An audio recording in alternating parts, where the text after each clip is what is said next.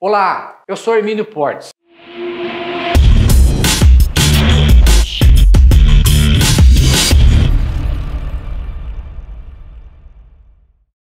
O deficiente auditivo tem direito ao IPI na compra do veículo? Bom, pessoal, 3 tipos de impostos podem incidir sobre a compra de um veículo. O IPI, que é o Imposto de Produto Industrializado, o ICMS, Imposto de Circulação de Mercadoria e Serviço, e o IPVA, que é o Imposto de Propriedade de Veículo Automotor. Desses 3, o IPI é nacional, pertence à União. Então existe apenas uma lei que regulamenta, a de número 8989 de 1985. Quanto às isenções, quanto aos ICMS e IPVA, a competência são estaduais, significa que temos 26 legislações a respeito de ICMS e IPVA. Cada estado tem o seu. Mas para esse vídeo nos interessa tão somente o IPI,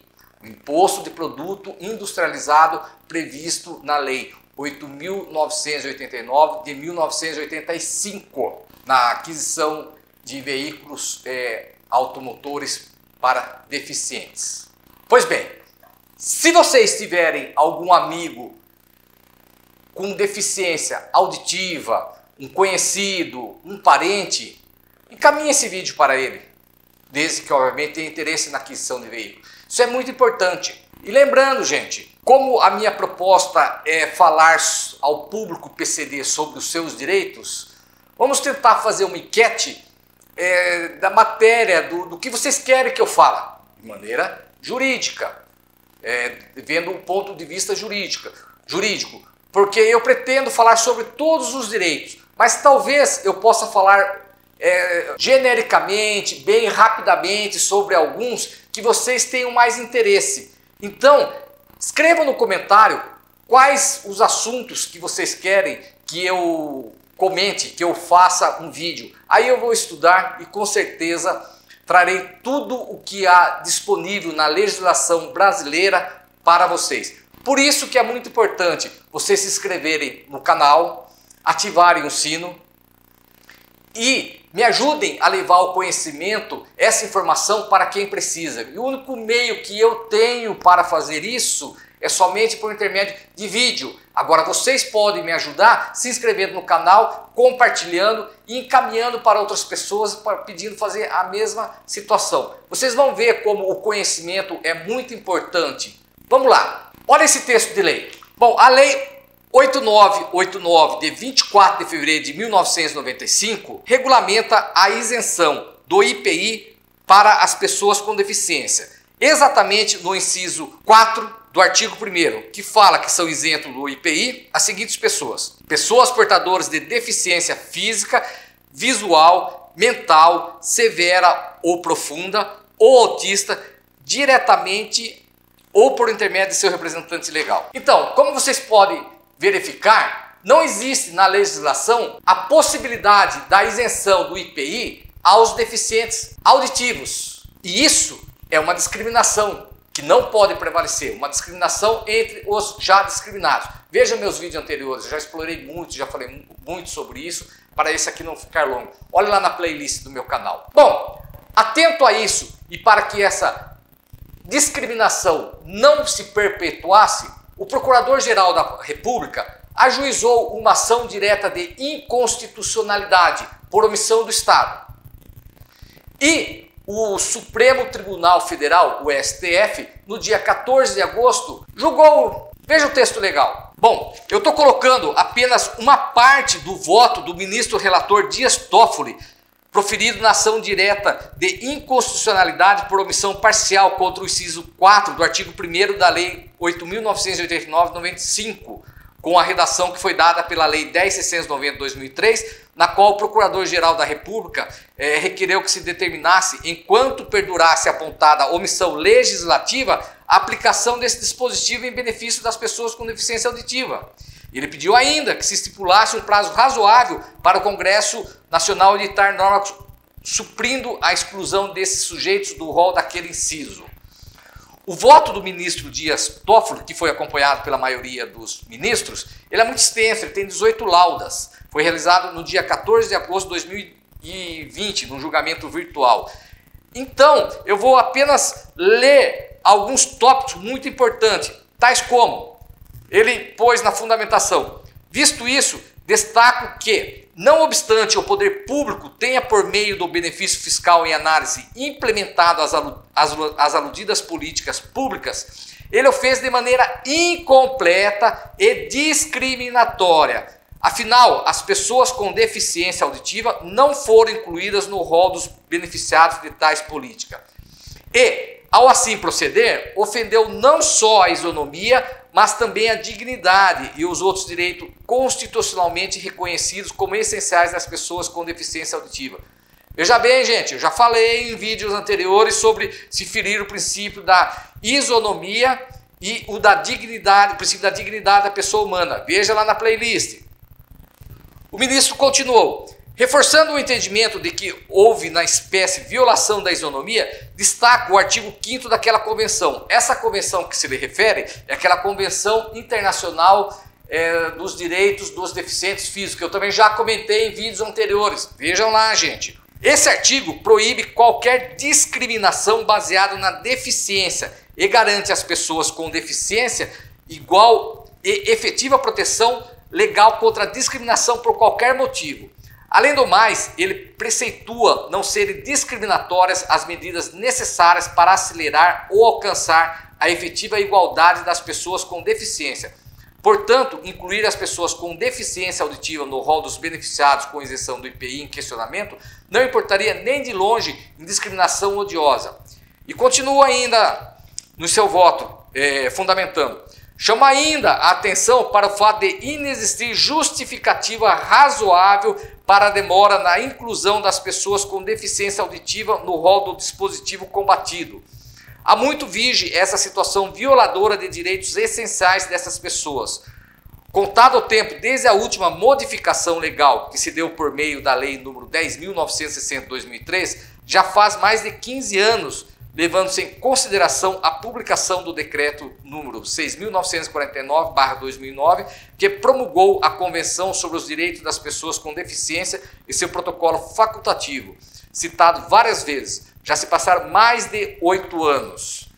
E finalmente, na parte dispositiva do seu voto, ele coloca: ante o exposto, voto pela procedência dos pedidos, de modo que se declare a inconstitucionalidade por omissão da Lei 8.989, de 24 de fevereiro de 1995, determinando-se a aplicação de seu artigo 1º, inciso 4, com a redação dada pela Lei nº 10.960 de 2003, às pessoas com deficiência auditiva, enquanto perdurar a omissão legislativa. Voto ainda por estabelecer o prazo de 18 meses a contar da data da publicação do acordo para que o Congresso Nacional adote as medidas legislativas necessárias a suprir a omissão legislativa. Bom, como vocês viram, restou aprovado, foi julgado procedente os pedidos formulados pelo Procurador-Geral da República, julgados procedentes pelo Supremo Tribunal Federal, que é o guardião da Constituição Federal, reconhecendo a existência de interpretação discriminatória em relação aos deficientes auditivos. E por esse motivo, determinou que o Congresso Nacional, em 18 meses do transjulgado do acordo, adotasse as medidas legislativas, ou seja, inserir em lei os mesmos benefícios aos deficientes auditivos com relação à isenção do IPI. Mas os deficientes auditivos não estão sendo prejudicados. Até que supra essa omissão pelo Congresso Nacional, o inciso 4 do artigo 1º da Lei 8.989/85 também se estende aos deficientes auditivos, por força dessa decisão do STF. Então, muito importante isso, gente. Passem para os seus conhecidos, amigos, para os seus parentes que tenham deficiência auditiva e que pretendam adquirir veículos. Eles têm direito à isenção do IPI. Bom, eu já citei em vídeos anteriores a importância de exercer o direito de vocês de ajuizar a respectiva ação. Lembram? Eu falei que existem duas maneiras de se contornar, com que prevaleça o direito de vocês. Uma é de maneira voluntária, ou seja, o próprio Estado reconhecendo o erro que cometeu, corrija, editando normas que atendam às necessidades dos deficientes físicos. Lembrando que vocês possuem direitos constitucionais.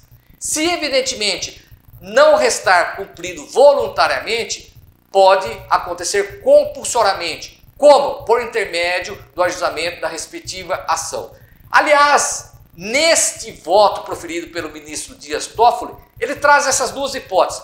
Vejamos, olha aí, no seu voto ele colocou, em outras palavras, poderia o poder público implementar aquelas mesmas políticas públicas por outro meio. E se por esse outro meio também ferisse aqueles valiosos preceitos constitucionais, ou seja, o direito dos deficientes físicos, também seria a priori possível controle jurisdicional. Controle jurisdicional é feito pelo Poder Judiciário.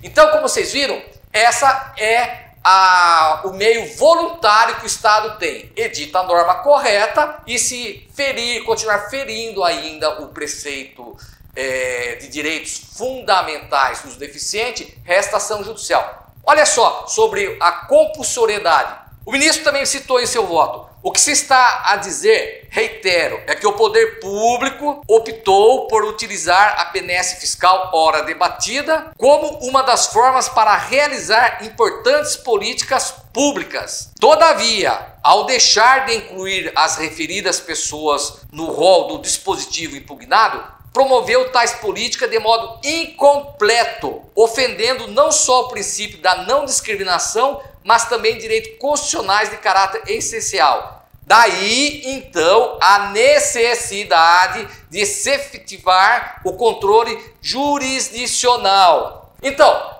aqui é a compulsoriedade. Vocês viram? Nós, cidadãos, não estamos sujeitos ao cumprimento de leis que não correspondam ao cumprimento de preceitos constitucionais. Essas leis devem respeitar a Constituição. Lembra, eu já expliquei em vídeos anteriores. A Constituição Federal é o depósito onde estão afixados os princípios e valores que a nação entende como relevante e importante para reger as suas vidas. E por isso, toda lei federal, estadual, municipal não pode contrariar o dispositivo constitucional, o que aconteceu com relação aos deficientes. Lembram em vídeos anteriores que eu falei, é muito importante o exercício do direito, somente por intermédio do exercício do direito que vocês terão a cidadania plena. E o Poder Judiciário está aí justamente para isso. Então, vamos exercer o que nos compete. Nós não estamos pedindo nenhum favor, simplesmente estamos pedindo que se cumpra o que temos direito. Bom, pessoal, como eu sempre falo, volto a pedir, espero que esse vídeo tenha sido útil para vocês, que tenha sido de grande utilidade. E se isso realmente aconteceu, compartilhem, se inscrevam no meu canal, ativem os sinos, me sigam nas redes sociais. Lembre-se, comentem, escrevam nos comentários quais são os temas que vocês querem que eu procure, que eu pesquise, e vou trazer tudo o que há na legislação brasileira, inclusive com o entendimento do STF e o STJ, situações atuais que te beneficiem. Mas para isso eu preciso da ajuda de vocês. Fiquem com Deus, até a próxima e muito obrigado.